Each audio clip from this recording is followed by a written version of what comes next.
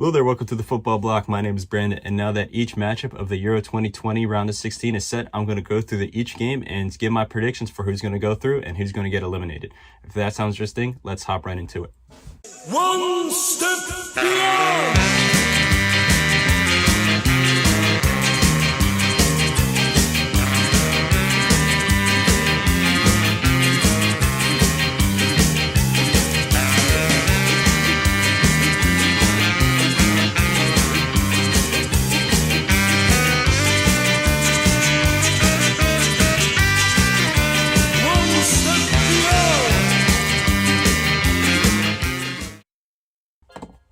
All right, so as you can see here on my screen, I have the UEFA Euro 2020 website up, and we have a bracket here for each of the round of 16 matchups. And I'm just going to go through and give my prediction for each one and see who's going to go through and see who's going to get eliminated. So first matchup, we got a big one here. We got Belgium versus Portugal. Now, if you look at Belgium versus Portugal, they've had two very different Euro 2020 campaigns. Now, Belgium has had a pretty good campaign so far, and Portugal have been just good enough. But there's nuance to that. You have to look at what group they were drawn in and who they played so far. Belgium was drawn into a group with Finland, Russia, and Denmark. So one good team and two not so good teams. Portugal was drawn into the group of death with Hungary, Germany, and France. So one good team and two great teams. So, you know, both of them have played great football at times. Both of them have had a little slip-ups here and there. Belgium was losing for most of the game against Denmark, but then again, Portugal just got blown out 4-2 by Germany. But I think if you look at their last two matches, that'll give you a lot of evidence for how they'll head into the round of 16. So Belgium, they just defeated Finland. They beat them 2-0. It wasn't an all wonderful, great, dominant performance, but Belgium were clearly the better team. Portugal tied France 2-2, and in my opinion, Portugal were the better team, but France, just because of their star power, were able to tie the game. So this one, it could go either way. It really could go either way. Both teams have enough in them to defeat the other, but I'm going to go with Portugal just because of Cristiano Ronaldo. Now, obviously, Cristiano, he's the top scorer of the tournament so far. He's been playing some great football. I think he's if there's one guy you want to rely on to win the match for you, it's Ronaldo. We've seen numerous times throughout the Champions League or La Liga. So yeah, I think Portugal's just going to defeat Belgium. Saying that, I could easily see Belgium win as well. So on to Italy versus Austria. Now this one is far more predictable in my opinion. I think Italy are going to easily win this. I'm going to say Italy wins this like 2-0 or something like that. Oh, by the way, the Portugal Belgium, I'm going to say Portugal win 2-1. But yeah, I think Italy's going to win 2-0. It's going to be a pretty easy win. Like Austria are a decent team, but Italy has just been playing amazing this tournament. You know, easily the best team in the tournament so far. On to the next match. We have France versus Switzerland. Now, similar to the last match, I think this is pretty predictable. I think France is going to go through. I don't think it's going to be easy. I think it's going to be, you know, a little nervous at times, but France are just overall a better team than Switzerland. I think it's going to be 2-1. Switzerland will probably get a goal back, but I think just that connection between Pogba and the front line, specifically with Griezmann, Mbappe, and Benzema. Pogba has just been amazing this tournament. Easily the best French player so far.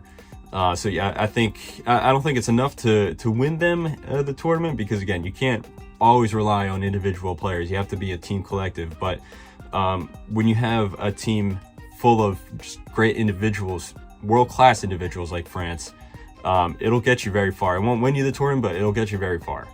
As for the next match, Croatia versus Spain. Now this is an interesting one, because both these teams have been amazing in previous tournaments, but here in Euro 2020 they haven't been as great, but they still have been some of the better teams of the tournament. Spain started off very poorly, but just ended the group stage with a wonderful 5-0 smashing of Slovakia, and then Croatia similarly started off relatively poor, but then had a very hard fought and very professional win over Scotland. So I think this one, I think Spain's going to just slip through. I think it's going to be like 1-0. Just the way that they dominate and control possession, I think that's really going to affect Croatia, especially because a lot of their guys are very old, and I don't think they're going to be able to hold up against. I don't think they'll be able to maintain their composure against a team like Spain that just runs you into the ground. Onto this one, Sweden versus Ukraine. Now, I think this game is it's going to be pretty equally matched as well. I think Sweden is just going to slip through 1-0. I think overall they're just a better team. That's not to say Ukraine are a bad team. They deserve their spot in the round of 16, but I think Sweden just have an all-around better team, especially in attack. As for this one, now this is going to be an interesting one. We have Germany versus England. Now, as with a lot of these matches, as I've said before, I think this one could really go either way. And, you know, that on paper, you would probably expect England to be much better considering Germany lost their opening match to France, almost lost to Hungary. They conceded a lot of goals so far. Their defense is very weak. And England have conceded 0 goals in Euro 2020 so far, and they topped their group undefeated. But the thing is with England is they had a relatively easy group compared to Germany. Germany obviously were in a group of death. And Germany are just so strong going forward. I mean, they scored 4 goals against Portugal. They scored 6 goals in the tournament so far. England, by comparison, have only scored 2 goals. So I think also when you add in the rivalry, the history, the England versus Germany, I don't think this England side is very experienced, whereas this Germany side, a lot of them have, you know, won the World Cup. A lot of them have gone far in other tournaments before. So I think Germany are going to win this. But I think it's going to be a high-scoring game as both teams are going to be going at it. I think it's going to be 3-2 Germany. Onto this one, Netherlands versus Czech Republic. I think Netherlands are a pretty good team, but they do have some defensive frailties. I think Czech Republic will be able to exploit that on numerous occasions, but the Netherlands overall are just a class above the Czech Republic. So I think Netherlands is going to go through, but it's going to be, I think, like 3-1 or 2-1, something like that. Now this one, Wales versus Denmark. I think that's, again, Wales are a much better team than I expected. I really underestimated them going into this tournament. They played some good stuff. Denmark are a team who started off pretty poorly, but then really found their groove in matchday 3.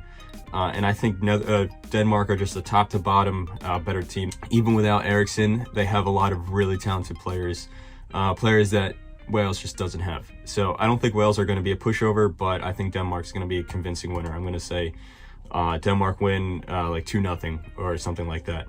So from there, this is how the quarterfinals will look if my predictions are all correct. I have Portugal versus Italy, which will be an amazing match. France versus Spain in a repeat of the Euro 2012 quarterfinal between these two nations. Sweden versus Germany, and Denmark versus Netherlands, which will be really cool because that'll mean either one of Denmark or one of Netherlands will end up in the semifinals, and you know, Germany, after starting so poorly, will end up in the semifinals as well if they are to beat Sweden. If not, Sweden will be in the semifinals. So yeah, I'm not going to give a prediction for these games because obviously this is all hypothetical past this point. Once the quarterfinals actually happen in real life, then I'll give my own prediction for those. But anyway, so that has been my predictions for the Euro 2020 round of 16. Make sure to leave your own predictions in the comments below. Let me know if you disagree with me or agree with me. So anyway, this has been the Summer Football Fest presented to you by the Football Block. My name is Brandon. Thank you very much for watching. Make sure to like, leave a comment, and subscribe. Hope you guys have a nice rest of your night. One step beyond.